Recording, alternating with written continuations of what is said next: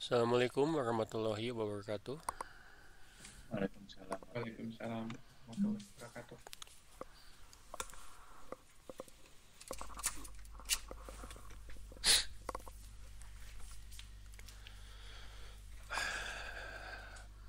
Selamat pagi.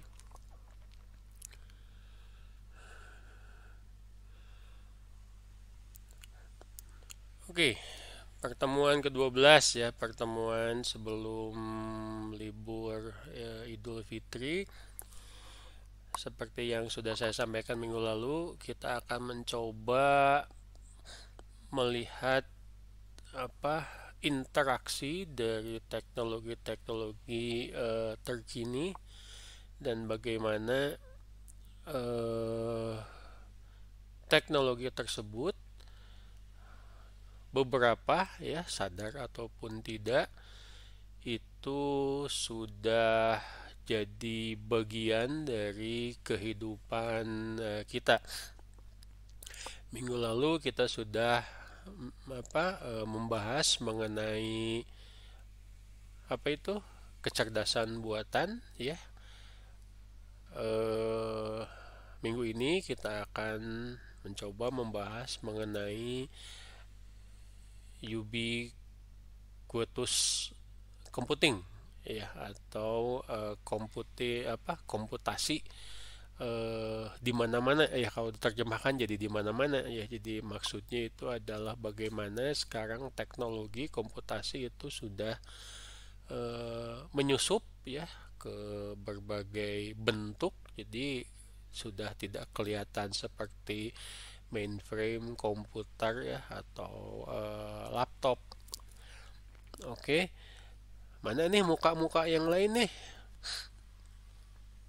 Udah pada bangun belum?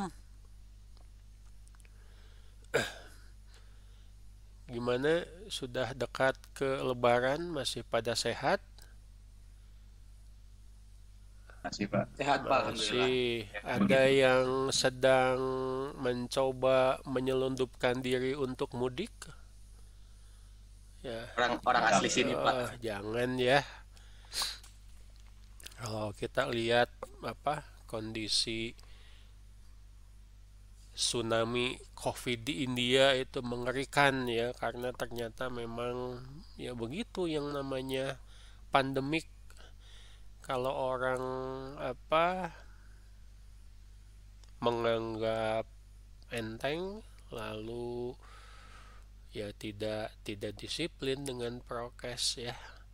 Kan katanya bulan puasa itu bulan dimana kesabaran kita diuji ya. Ini ya mudik juga sekarang itu bagian dari kesabaran. Ya mungkin saya bicara enak aja kali ya, mudah karena memang saya tidak perlu mudik. Kalau orang yang harus mudik ya repot juga ya. Tapi ya bagaimana lagi? Ya pikirkan saja ini sebagai bagian dari ibadah ya, pahala ya, tidak menyebarkan penyakit ke orang-orang di kampung halaman. Ya susah sih kalau sudah bicara dengan masyarakat mah. Ya, baik, eh, mana nih yang lain? Imam, Tri, Iqbal, Rida, Asfia.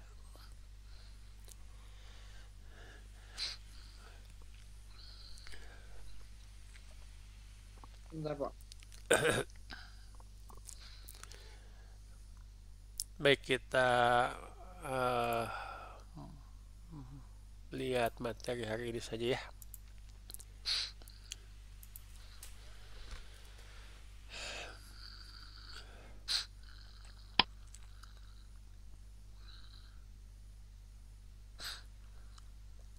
Oh ya, UB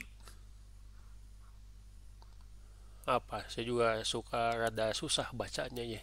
Ubiquitous computing ya, ubiquitous computing, komputasi yang menyebar, yang ada di mana-mana ya.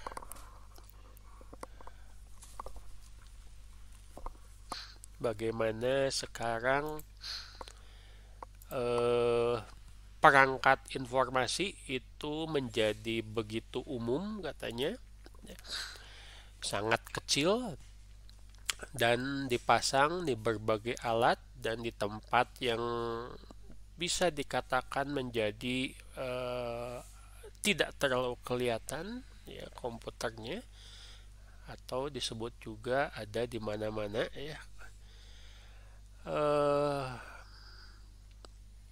Istilah ini ubiquitous computing itu mencakup beberapa bidang komputasi ya, termasuk komputasi yang dapat dikenakan, wearable computing ya, jadi bisa dipakai ya seakan-akan seperti pakaian oleh penggunanya. Lalu komputasi seluler ya, mobile device ya, kadang-kadang juga katanya disebut sebagai komputasi nomaden karena portabilitasnya sangat bagus sehingga bisa dibawa kemana-mana, berpindah-pindah. Lalu ada lingkungan yang diaktifkan secara komputasi, ini juga disebut sebagai lingkungan responsif, nanti kita lihat contoh-contohnya, dan sistem fisik cyber. Baik, kalau kita lihat ubiquitous system itu ada sebuah jaringan yang seakan-akan menghubungkan semua device dalam bentuk apapun terhubung dengan benda-benda yang umum digunakan oleh pengguna, di mana pengguna itu menjadi aware sadar maksudnya akan informasi yang ditampilkan. Kita bawa mobil, terus misalkan untuk menunjukkan arah, Anda setting Google Maps di HP ya, lalu Anda pasang petunjuknya dari titik A ke titik B, titik tujuan. Nah, ini akan membimbing pengemudi, sopir untuk mencapai tujuan, dan di mana sistem secara cerdas akan memanfaatkan informasi supaya bisa dengan mudah melalui jalur-jalur yang misalkan tidak macet. Nah, itu masih betul sudah masuk komputasi di mana-mana ya. Tetapi mungkin juga dalam beberapa mobil itu sudah menjadi satu kesatuan ya, bukan dalam handheld device atau mobile device lagi, tapi jadi satu kesatuan sistem dalam mobilnya. Untuk maps ya, itu juga masuk ke ubiquitous system ya. Jadi yang menggunakannya itu sadar akan informasi posisinya ya, lalu berapa lama ke tujuan ya. Oke, itu adalah contoh paling sederhana dari yang mungkin Anda sudah gunakan ya. Tapi saya sangat tidak sarankan Anda pakai Google Maps di tangan kiri selama Anda bawa motor ya. Jadi perhatiannya nanti terpecah, itu sangat membahayakan, kecuali kalau sistemnya itu masih sudah menjadi satu bagian dengan motor ya, dan itu biasanya motor yang sangat mahal. Jangan sampai pemanfaatan aplikasi seperti ini bisa misalkan membahayakan Anda pada saat mengemudikan kendaraan. Baik, komputasi di mana-mana ini juga kadang-kadang disebut sebagai ubicom atau komputasi pervasif ya, berkaitan dengan ya mungkin di istilah di bukunya breaking the box ya. Mungkin ada yang menyebutkan thinking outside the box katanya. Ya silahkan mana yang Anda suka yang mau pakai. Mengantisipasi ketika teknologi komputasi dan komunikasi akan menghilang ke dalam struktur dunia. Maksudnya menghilang itu bukan teknologi tidak digunakan ya, tapi menyatu dalam sehari-hari. Apa yang kita gunakan, apa yang kita pakai, apa yang kita butuhkan ya. Ubiquitous computing ini pertama kali digunakan di Xerox PARC ya, Palo Alto Research Center awal tahun 90-an. Seperti yang kita ketahui, kalau dari sejarahnya, bahkan Microsoft, Macintosh ya, menggunakan graphical user interface seperti yang kita kenal sekarang, seperti icon, itu mencontoh ke sistem yang dibangun oleh Xerox ya, mesin fotokopi ya, kalau dulu terkenalnya. Nah, Ubicom adalah tentang ruang dan pergerakan yang memadukan fisik dan digital.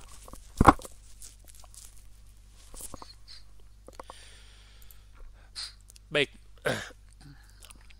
karena sudah menyatu ke digital, jadi ini seakan-akan menyatu ke lingkungan, lalu input data atau perintah dapat dilakukan menggunakan gerakan ya, seperti menyentuh misalkan pada saat Anda menggunakan Google Maps, atau sekarang untuk mengantisipasi kita mengurangi menyentuh benda-benda yang sering disentuh oleh orang lain. Misalkan ada beberapa tempat parkir otomatis sekarang ya yang sudah diganti menggunakan e-money. Kalaupun tidak pakai e-money, sudah menggunakan sensor, jadi kita tidak perlu memijit tombol, tapi cukup melambaikan tangan saja di depan sensor dan karcis parkir itu sudah keluar. Itu salah satu cara sekarang ya. Saya bahkan pernah melihat ada beberapa lift ya. Saya lihat di YouTube, lift sekarang yang dioperasikan tidak menggunakan tombol yang dipijit oleh tangan. Ya. Tapi di bawah lantai liftnya tuh di lantai liftnya tuh ada semacam pedal yang tinggal ditekan sama kaki. Kenapa? Ya, tombol-tombol yang dipakai umum itu kan salah satu sumber penyebaran virus ya. Satu yang sakit megang, dipegang sama yang lain, terus belum sempat cuci tangan, sudah megang-megang ke hidung atau ke mulut, wah bahaya itu virusnya bisa. Sehingga interaksi itu diubah. Sudah mulai ya beberapa.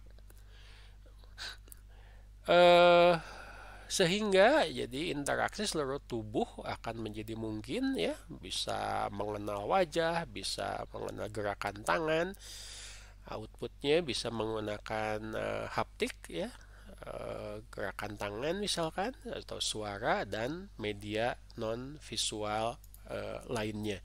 Itu adalah bagaimana kita dalam rangka mengantisipasi misalkan penyebaran virus, jadi interaksinya juga diubah. Ya, beberapa masih menggunakan satpam misalkan untuk cek suhu orang yang masuk mall atau tempat-tempat umum. Ya, lama-lama sudah tidak pakai ini lagi ya, karena saking banyaknya orang, sehingga misalkan pakai sensor panas ya, sensor panas tubuh. Itu bagaimana kita memperbaiki rekayasa ya berdasarkan kebutuhan-kebutuhan tertentu. Nah, ini contoh yang sepertinya cukup menghibur ya, bagaimana ternyata gerakan interaksi itu memang mencontoh apa yang dilakukan oleh manusia. Ini contoh, ada robot menggunakan kecerdasan artificial intelligence, tapi pada saat melakukan interaksi, misalkan dia melakukan gerakan joget ya, ternyata dia merekam gerakan yang dilakukan oleh manusia.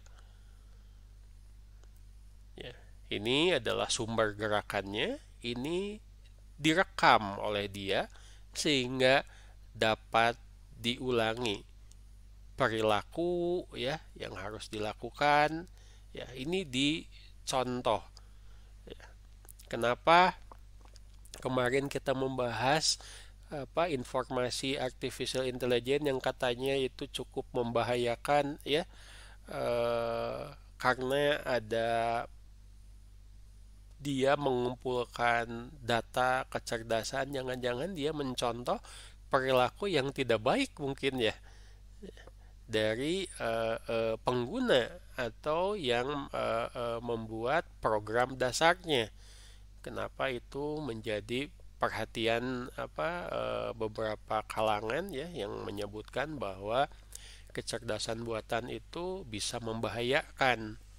Ini salah satu contoh ya bagaimana rekaman sebetulnya seperti merekam, tapi ini adalah interaksi antara sumber interaksi dengan yang mencoba mengcopy interaksi tersebut dalam sebuah program sehingga dengan mudah nanti dia bisa meniru, menjiplak, mengulang. Nah, dalam konteks komputasi di mana-mana ini ada istilah yang namanya ambient intelligence, kecerdasan ambien, yaitu kecerdasan yang mengacu pada lingkungan dengan karakteristik. Pertama adalah kesadaran konteks ya, kemampuan untuk mengenali situasi dan lingkungan saat ini ya. Kalau kita melihat tadi robot itu dia bisa mengantisipasi kapan dia jalan di tempat yang rata dan kapan dia jalan di misalkan tangga, sehingga memerlukan personalisasi ya, perangkat yang disesuaikan dengan baik untuk individu maupun untuk kondisi tertentu. Lalu ada yang namanya imersif ya, saya ada kesulitan ini kalau dalam bahasa Indonesianya mungkin ini tidak tepat ya, itu melibatkan atau terlibat, meningkatkan pengalaman pengguna dengan memanipulasi lingkungan. Ada beberapa yang bisa dilakukan oleh pengguna untuk mengubah-ubah kondisi. Contohnya misalkan pada saat kita mengubah suhu AC ya. Nah ini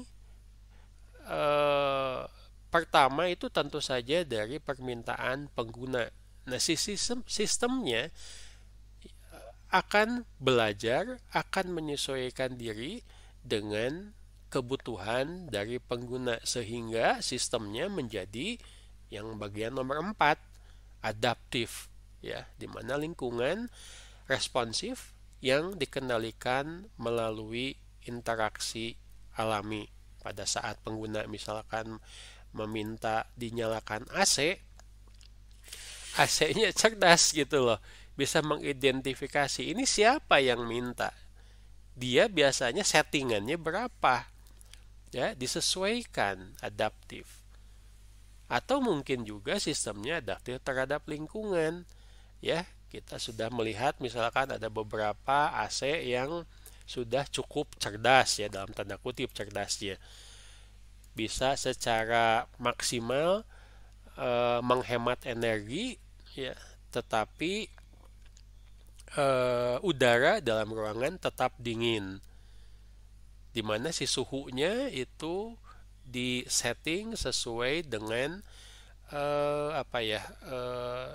suhu ruangan tersebut. Bisa tetap dingin, tetapi misalkan konsumsi listriknya itu tetap bisa hemat. Jadi kalau kita lihat ambient intelligence itu tujuannya adalah making everyday object and environment smarter, tambah cerdas ya semua objek ya atau lingkungan ya, sehari-hari. Lalu lingkungan itu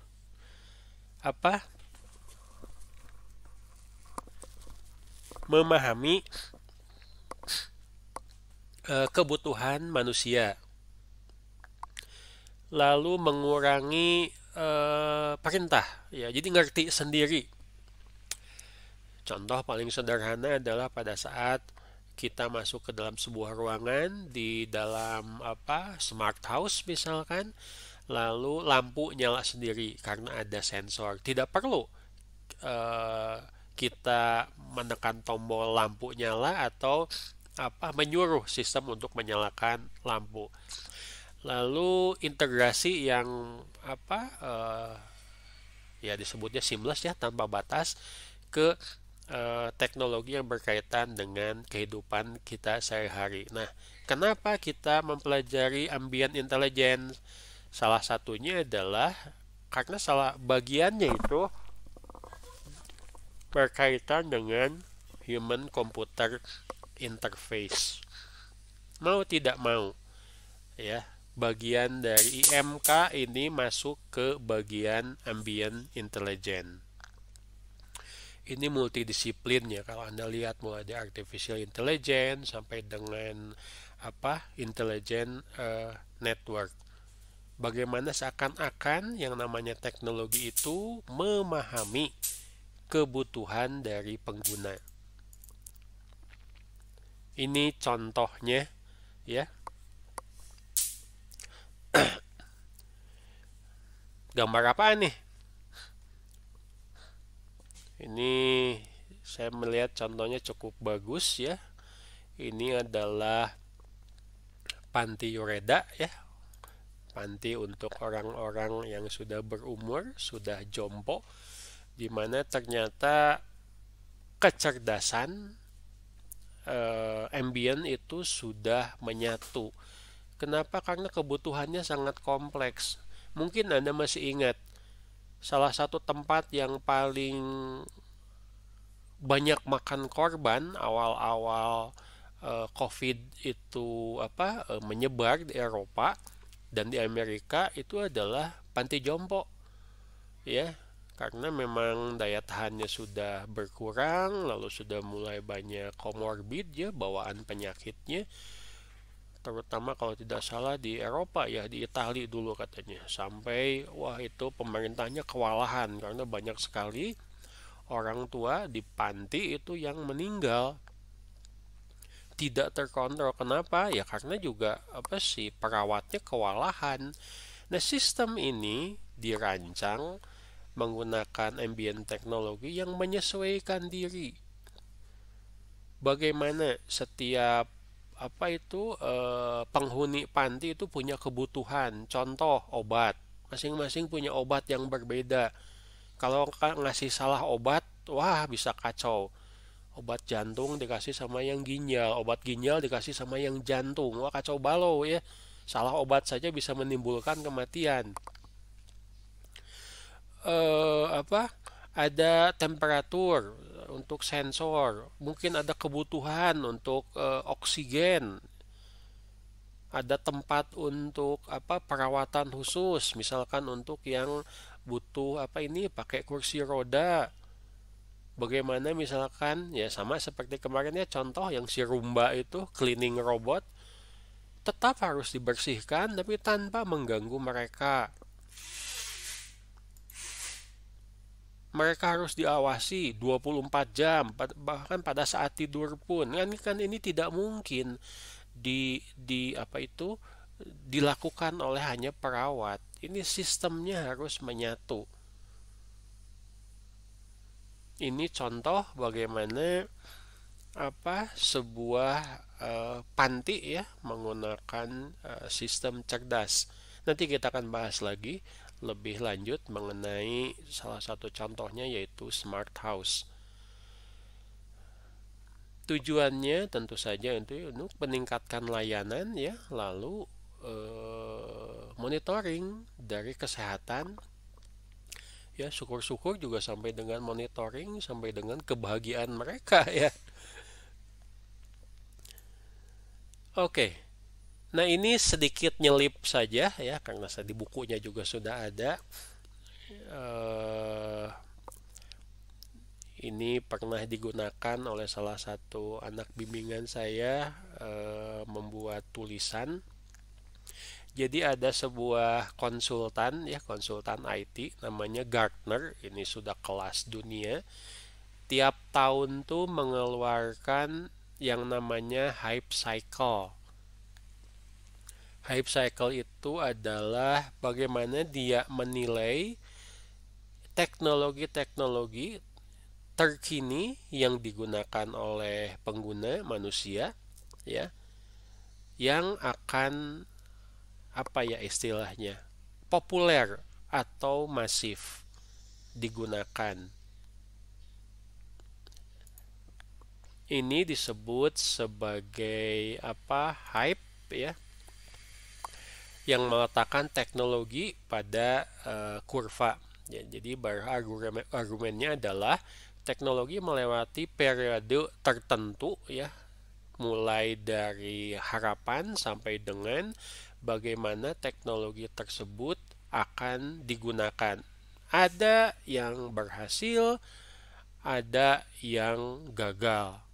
Ya, kurang lebih bentuknya seperti ini, sederhana saja seperti Anda lihat, cuma tulisannya kecil-kecil. Nah, yang bintil-bintil kecil ini mewakili teknologi ya, yang memang sedang dalam pengembangan dan akan dipergunakan secara umum. Apa nih contohnya nih? Yang jelas pasti ujung-ujungnya kebanyakan menggunakan artificial intelligence. Misalkan artificial intelligence augmented development. Ini macam-macam, tapi kebanyakan memang berkaitan dengan apa itu teknologi informasi. Nah, si Gartner ini membagi menjadi 1, 2, 3, 4, 5 bagian dalam hype cycle-nya. Yang pertama adalah di mana teknologi tersebut mulai diinovasikan, mulai diumumkan kepada dunia. Wah, ada teknologi baru nih. Lalu ini akan tambah ekspektasi orang terhadap teknologi tersebut akan semakin meninggi, tambah tinggi ya. Ini disebut sebagai peak of inflated expectation.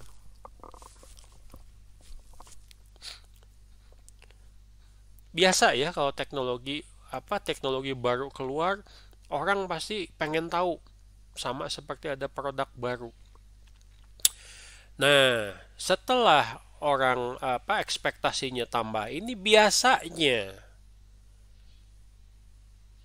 orang akan melihat apa yang diiklankan dengan apa yang bisa dibuktikan. Ternyata tidak semua teknologi yang digembar-gemborkan sebagai hebat itu akan bisa bertahan, akan sesuai dengan ekspektasi orang. Mulai turun ke bawah. Ini istilahnya katanya true of disillusionment ya. Jadi ilusinya itu mulai pudar. Selanjutnya ada beberapa teknologi yang ternyata mampu bertahan. Orang mulai melihat, oh ternyata ini dibutuhkan. Ini masuknya ke slope of enlightenment. Merasa bahwa beberapa bidang itu sangat membutuhkan teknologi tersebut, dan terakhir adalah tentu saja pada saat si teknologi itu benar-benar umum digunakan oleh orang. Sudah menjadi hal yang umum dipakai, banyak yang beli, digunakan untuk produktivitas. Contoh paling sederhana adalah smartphone. Ya. Smartphone ini mulai tahun misalkan 1990-an. Pengembangannya pesat sekali. Wah, segala rupa, orang berharap macam-macam. Ya, ternyata juga smartphone punya keterbatasan layar ya, lalu juga teknologi yang ada pada saat itu. Dan ekspektasi orang mulai menurun. Beberapa bisa bertahan ya smartphone, ingat ya. Pabrik smartphone saja banyak yang berguguran sekarang. Kenapa? Karena produknya ternyata ini tidak sesuai dengan yang diharapkan. Tapi ada beberapa yang bisa bertahan. Nih, saya kasih contoh ya. 1-2 tahun yang lalu itu mulai diperkenalkan TV yang bisa dilipat, bisa digulung. Sekarang sudah nyampe mana? Sudah ada di pasaran? Padahal pada saat innovation triggernya, waduh, ya itu di salah satu pameran teknologi itu dihebohkan sekali. Ya, TV layarnya sangat tipis dan bisa digulung. Tapi ternyata biayanya sangat mahal, perawatannya mahal. Orang jadi balik lagi sajalah ke TV layar datar. Ya, ternyata tidak sesuai dengan apa yang gembar-gemborkan. Sekarang misalkan yang sedang inovasi ini, yang sedang berada di atas ini, peak of inflated expectation, apa contohnya? HP yang bisa dilipat. Ya, unfold smartphone. Saya tidak tahu ya. Orang sekarang beli, jangan-jangan nanti ternyata orang kecewa. Karena tidak sesuai dengan diharapkan. Sama aja kali ini dengan beli HP yang biasa. Mending beli tab sekalian. Ya, ternyata setelah buka tutup, cuma 3 bulan saja dibuka tutup rusak. Orang mulai kecewa. Harga yang dibayar tidak sesuai. Ya, Anda bisa lihat contoh-contoh yang lain. Berapa banyak itu yang namanya teknologi ternyata tidak sesuai dengan ekspektasi. Tetapi ada beberapa teknologi juga yang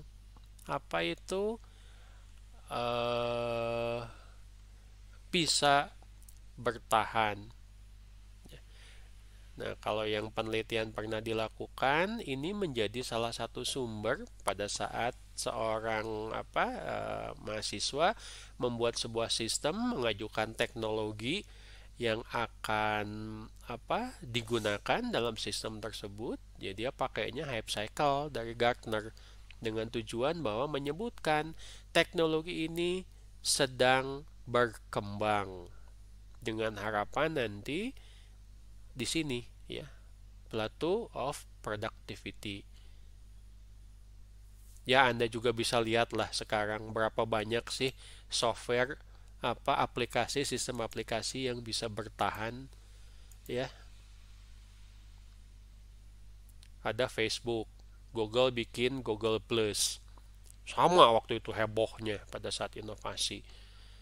Ya, nyampe ke atas ternyata si Google Plus gagal bersaing ya, jadi tidak bisa melayani pengguna sebaik atau sepopuler misalkan Facebook ya, begitulah ya. Nah, si Gartner ini setiap tahun mengeluarkan ya acuan-acuan seperti ini dan banyak dipakai sebagai acuan untuk melihat teknologi yang akan nanti umum digunakan oleh masyarakat. Ada yang bisa bantu saya dengan istilah smart city? Saling terhubung ininya apa? Ya, mungkin ini banyak dibahas di kuliah yang materinya adalah Internet of Things ya. Jadi kota pintar adalah kawasan perkotaan yang menggunakan berbagai jenis metode dan sensor elektronik untuk mengumpulkan data. Data tersebut digunakan untuk mengolah aset, sumber daya, dan layanan secara efisien, termasuk digunakan untuk meningkatkan operasi seluruh kota. Semuanya nyambung. Ya, tetapi saya cuma ya kadang-kadang sedih juga kalau melihat kondisi di kita ya. Beberapa kepala daerah itu sudah punya visi untuk menjadikan daerahnya smart city. Tetapi juga ada pemimpin, pejabat yang ternyata bahkan untuk pengelolaan data saja itu masih kalang kabut. Ya, bagaimana bisa smart ya? Penghargaan dan pengelolaan data saja ternyata masih kacau. Ya. Atau jangan-jangan pengelolaan datanya memang sengaja dikacaukan supaya bisa menimbulkan keuntungan, ya saya tidak tahu juga. Ya, itu mah urusan KPK. Bagaimana katanya bukan hanya dari pemerintah tetapi juga dari perangkat, dari bangunan, sistem transportasi, pembangkit listrik ya. Kita sudah melihat contoh pelaksanaannya. Misalkan yang paling terkini itu adalah tilang ya. Tilang elektronik, di mana sekarang ada orang melanggar lalu lintas itu bisa dengan mudah diidentifikasi. Yang terakhir itu berita yang mobil sport masuk ke jalur busway ya. Ternyata pengemudinya bisa diidentifikasi dari CCTV langsung saat itu juga ya, dan polisi bisa turun tangan dan ketahuan. Nah, itu contoh kecil saja dari pengamalan yang namanya smart city. Nanti jangan-jangan kalau sudah smart city bukan polisi yang datang ya, tapi cuma email saja yang menyatakan dia ditilang. Ya, mungkin cuma pemberitahuan saja yang menyatakan bahwa SIM-nya dicabut. Dengan menyertakan bukti-bukti pelanggaran lalu lintasnya. Dan si datanya ini dikelola, disebarkan ke berbagai berbagai instansi. Jadi pada saat dia mau bikin SIM otomatis ditolak.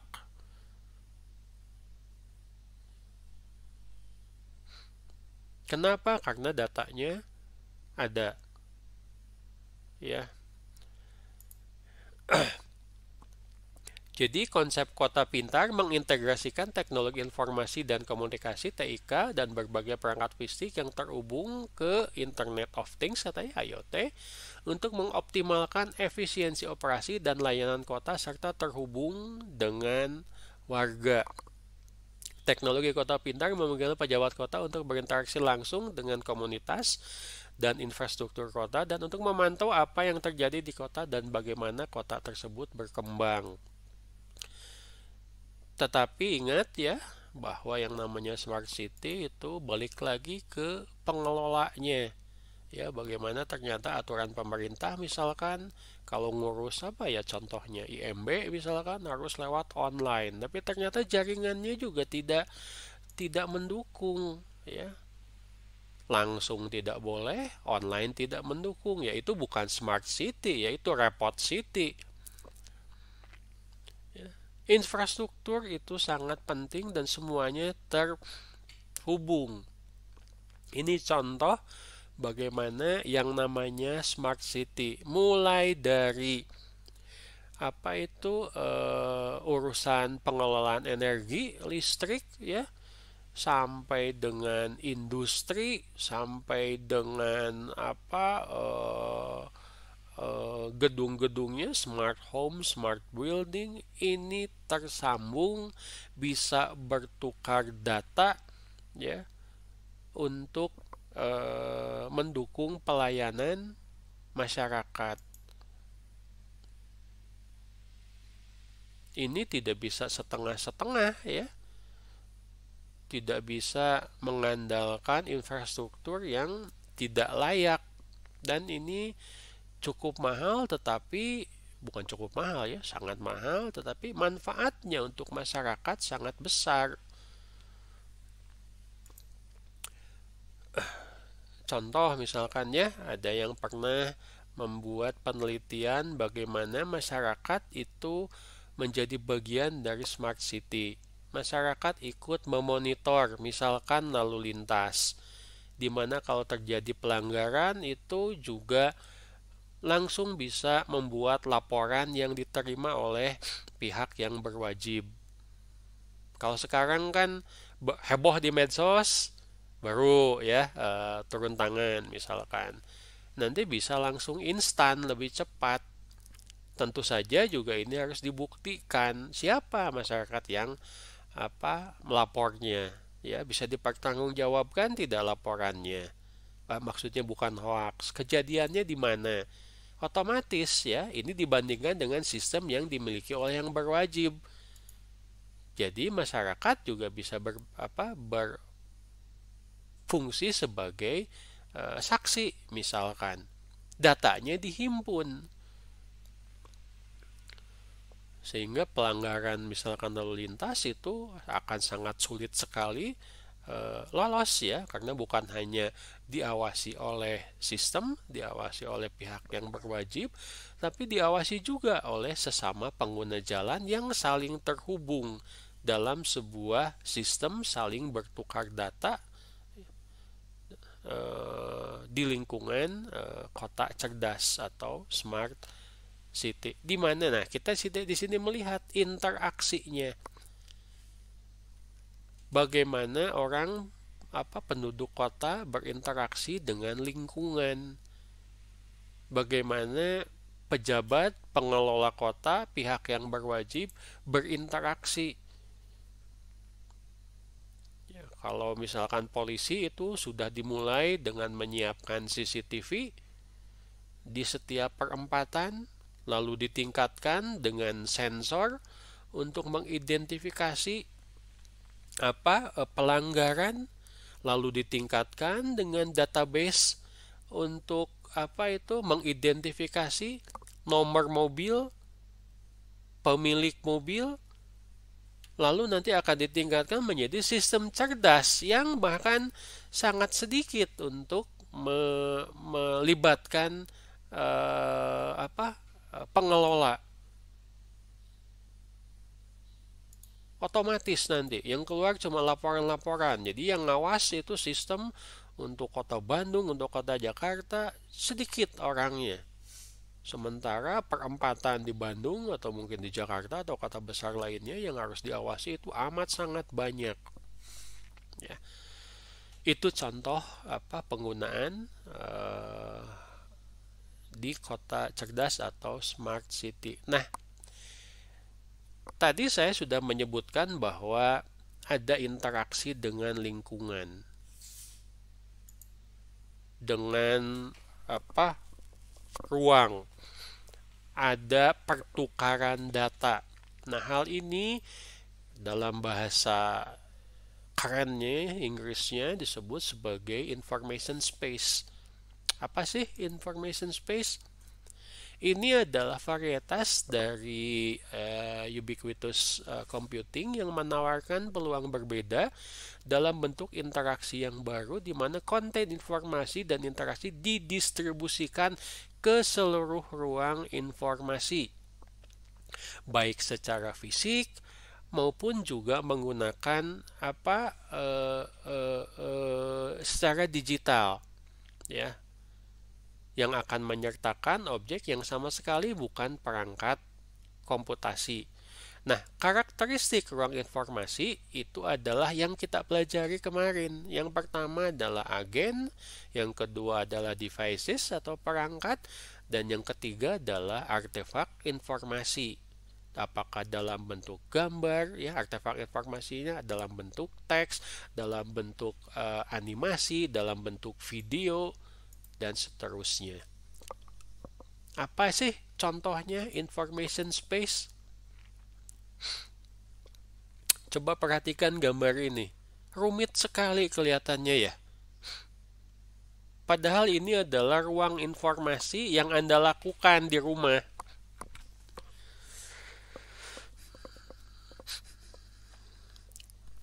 Anda ada di depan TV dengan adik Anda, dengan orang tua Anda. Coba sekarang di rumah Anda itu punya berapa remote? Ada remote untuk TV, ada remote untuk DVD player, ada remote untuk internet TV misalkan. Loh itu kan semuanya ada ada informasinya. Saya di rumah misalkan kebetulan langganan internet TV, ya. Itu pilihan salurannya banyak sekali. Itu saja sudah informasi. Setiap orang punya kesukaan sendiri. Belum misalkan bisa pesan siaran acara tertentu di saluran TV tertentu. Bisa merekam kalau tidak sempat nonton. Bisa memberitahu kalau acaranya.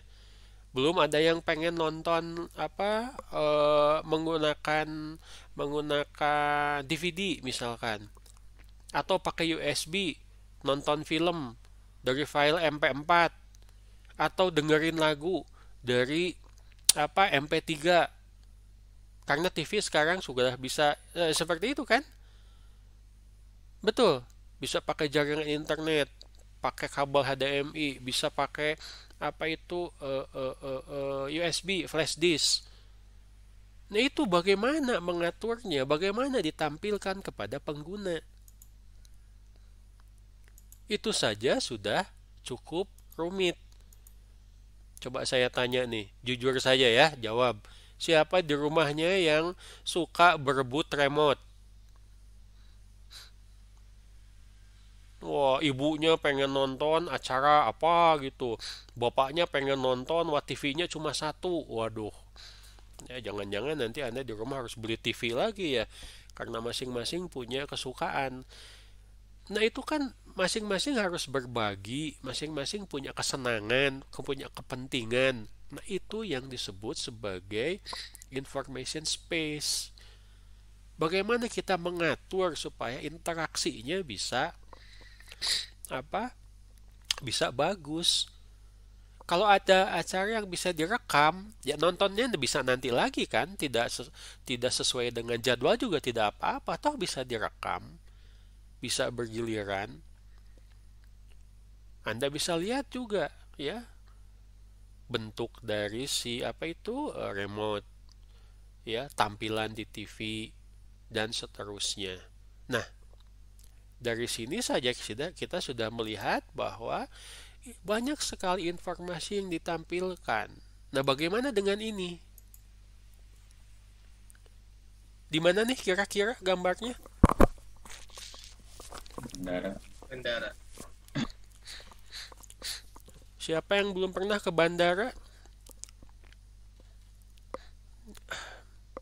Ya. Contoh saja lah, jangan jauh-jauh ya, di Husein aja di Bandung, bandara. Itu Anda baru nyampe ke jalan di depan Husein saja, itu petunjuk sudah berseliweran. Tempat parkir ke sebelah kiri, mau ngantar penumpang lurus. Nyampe ke penumpang mesti bayar dulu. Ya, tidak boleh lama-lama. Masuk ke bandara, mana mau jemput atau mau pergi? Mau pergi mau kemana? Mau internasional atau nasional? Kalau internasional mau gate ke berapa? Anda bisa bayangkan bagaimana informasi yang harus dikelola di bandara internasional yang sibuk. Contoh Singapura, contoh di Cengkareng, ya. Dengan misalkan ya kita anggap saja zaman sebelum pandemik ya dengan ratusan penerbangan.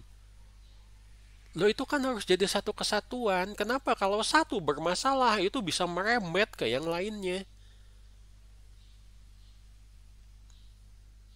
Harus ngatur itu, bukan hanya di dalam si bandaranya, bahkan sampai keluarnya. Kapan pesawat mesti parkir, kapan pesawat mesti mendarat, kapan pesawat mesti take off, bagaimana itu dihubungkan dengan layar, ya pemberitahuan bahwa ada pesawat yang tepat waktu, ada pesawat yang delay, kapan si penumpang mesti masuk ke gate, kapan penumpang mesti nunggu, kapan dia mesti masuk pesawat.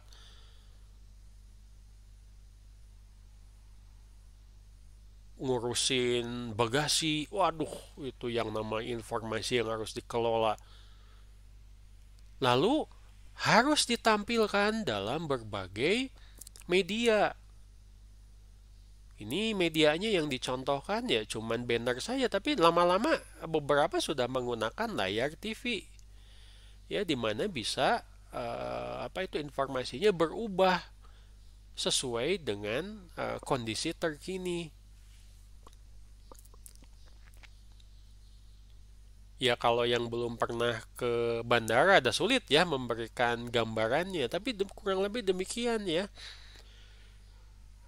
Kapan mesti nunggu, bagaimana informasi ditampilkan dalam bentuk grafik, dalam bentuk tulisan di layar, dalam bentuk pemberitahuan, suara. Penerbangan ke Jakarta ya menggunakan pesawat anu, nomor penerbangan anu, gate sudah dibuka, para penumpang disilahkan. Wah, itu bagaimana itu si informasi bisa nyampe ke para penumpang. Jangan-jangan ada penumpang yang lagi di WC. Jangan-jangan ada penumpang yang lagi belanja di tempat ini tempat belanjanya misalkan. Bagaimana itu bisa nyampe? Bukan hanya dari suara, mungkin harus juga menggunakan teks ya dan seterusnya. Nah, ini information space ini ya disebut sebagai signage system. Informasi dalam bentuk sign.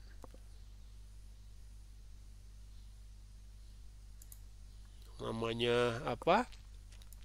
Yang namanya lapangan udara itu kan bandara sangat luas. Bagaimana tiap penumpang itu bisa diberi informasi, bisa dibimbing, bisa nyampe ke tempat dia akan diberangkatkan. Sedemikian kompleksnya ya. Belum lagi nih ya, contoh nih bandara internasional dengan berbagai bahasa. Waduh, tambah liar deh. Bukan tidak cukup hanya pakai bahasa Inggris ya. Kalau kita datang ke Jepang ya ada bahasa ininya. Ini saya juga bingung ini tulisan apa ini ya. Kayaknya tulisan Hindi ini. Di bawahnya juga saya nggak tahu tulisan apa. Arab atau apa. Namanya juga bandara internasional, harus melayani dalam bahasa internasional. Bagaimana interaksinya itu sedemikian kompleks untuk orang dengan berbagai tujuan. Nah, Anda dalam merancang interaksi itu juga harus memahami lingkungan, memahami tujuan, memahami layanan, memahami bisnis, dan tentu saja juga memahami pengguna.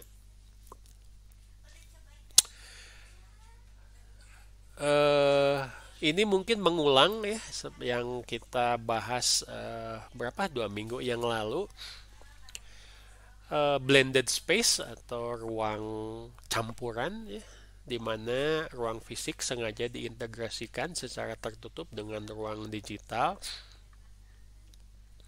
Blended space adalah konstruksi yang mengambil masukan dari domain yang berbagi beberapa korespondensi yang diwujudkan dalam konsep yang lebih umum ya. Tadi misalkan blended space untuk kedatangan atau kepergian penerbangan itu disampaikan dalam berbagai cara, dalam bentuk digital ya, misalkan di layar TV, tetapi juga dalam bentuk suara ya, oleh itu yang namanya tuh operator atau apa ya, yang biasa memberikan pengumuman di bandara ya. Secara digital ada ya, secara fisik juga ada.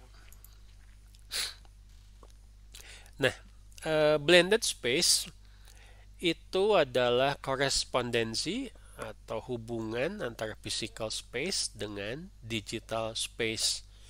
Nah, ini dihubungkan oleh satu komponen yang disebut sebagai generic space.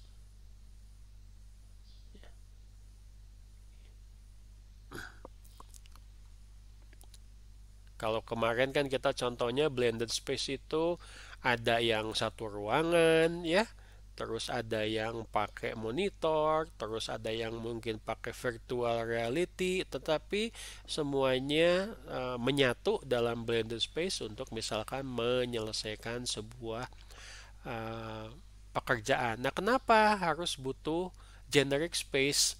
Ada ini kebutuhan mulai dari ontologinya sampai dengan agency.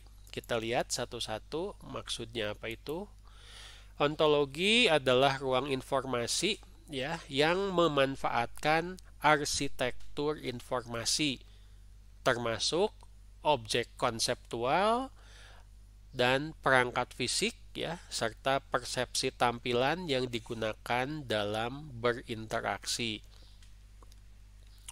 Contohnya tadi ya, di ontologi itu biasanya pada saat masuk kita ke bandara pasti diberikan informasi mengenai penerbangan saat itu yang akan datang maupun yang akan pergi. Bentuknya seperti apa? Tabel. Tampilannya seperti apa? Tekstual. Ya. Mungkin juga ada penampilan yang sedikit berbeda ya, saya tidak tahu ya, mungkin juga ada rekaman pada saat pesawatnya mendarat misalkan ya. Yang kedua itu adalah topologi. Ya, topologi ya saya pikir Anda sudah ini ya. Kalau bikin network pasti dibahas topologinya dulu kan. Ya, objek-objek apa yang digunakan, terus bagaimana keterhubungannya, ya ini berkaitan dengan bagaimana objek terkait. Lalu struktur konseptual akan menentukan di mana objek konseptual dan bagaimana dikategorikan. Sumber informasinya apa? Pesawat mendarat. Bagaimana itu disampaikan kepada penumpang atau calon penumpang? Mulai dari pilotnya diberi izin oleh tower sampai dengan pesawatnya siap-siap mendarat, lalu ke bagian informasinya disebutkan bahwa pesawat tepat waktu, bagaimana itu diumumkan dalam bentuk layar, bagaimana itu diumumkan dalam bentuk announcement suara. Nah, itu topologinya. Lalu ada volatility. Ya, bagaimana karakteristik ruang yang berkaitan dengan seberapa sering contoh objek berubah. Bagaimana misalkan tadi ya informasi ternyata ada penerbangan yang delay, ternyata ada penerbangan yang tepat waktu. Ya, informasi harus cepat nyampe. Jangan sampai ada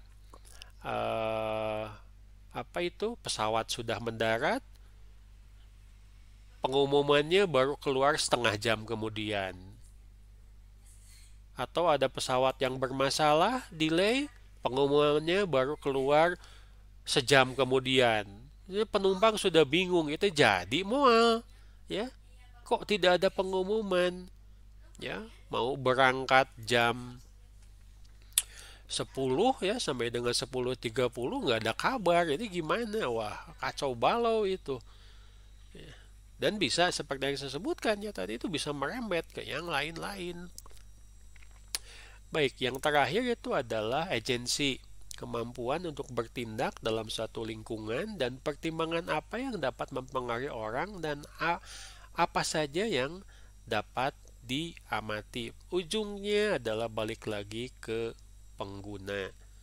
Bagaimana information space ya dalam blended space ini memperhitungkan kepada siapa informasi ini disampaikan dan kira-kira interaksi apa yang bisa diberikan dalam bentuk output mungkin ya, dan bagaimana nanti mengantisipasi feedback.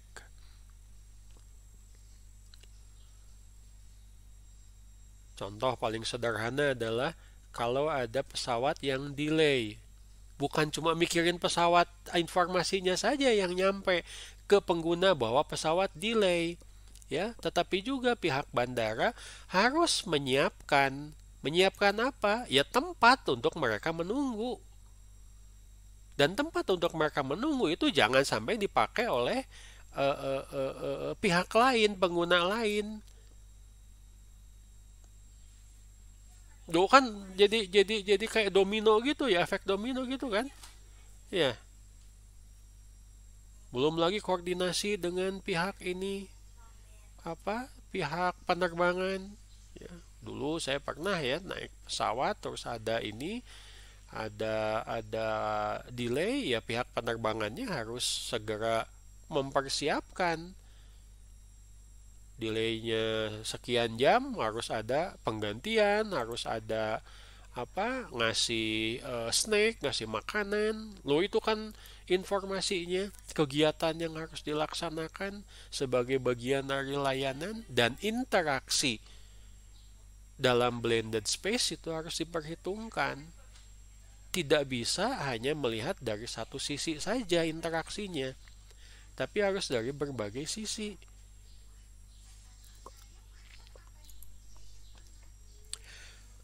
Nah, kenapa blended space ini penting? Tujuan dari desain ruang campuran adalah untuk membuat orang merasa hadir ya di ruang campuran itu. Ini akan menjadikan tingkat user experience menjadi lebih baik. Kehadiran adalah interaksi yang intuitif dan akan dianggap sukses dalam sebuah media. Kehadiran artinya juga melibatkan pengguna. Jadi Anda sebagai desainer itu harus memikirkan blended space design ini untuk memastikan bahwa pengguna mudah berinteraksi dengan berbagai media. Anda bisa bayangkan ya, kalau di pengumumannya menyebutkan penerbangannya, contoh di pengumumannya menyebutkannya penerbangannya delay, tetapi di layar TV-nya ternyata tidak ada pengumuman delay. Ya, informasinya saja sudah tidak kompak. Ini akan menghasilkan interaksi yang tidak baik dengan pengguna. Nanti penumpang bingung, itu di delay nggak sih? Katanya delay, tapi pas melihat di sana masih on time. Ini blended space-nya desainnya tidak bagus. Katanya suruh nunggu, tapi tidak tidak disediakan tempat nunggu. Gimana? Katanya disuruh nunggu, tapi tidak ada kepastian berapa lama pengguna harus menunggu. Tidak ada penyampaian informasi.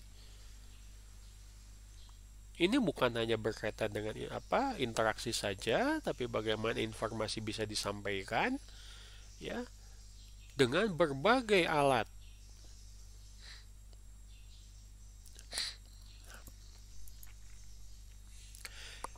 Oke. Ya, ini cuma mengulang saja yang tadi ya. Ini merupakan bagian dari Smart City,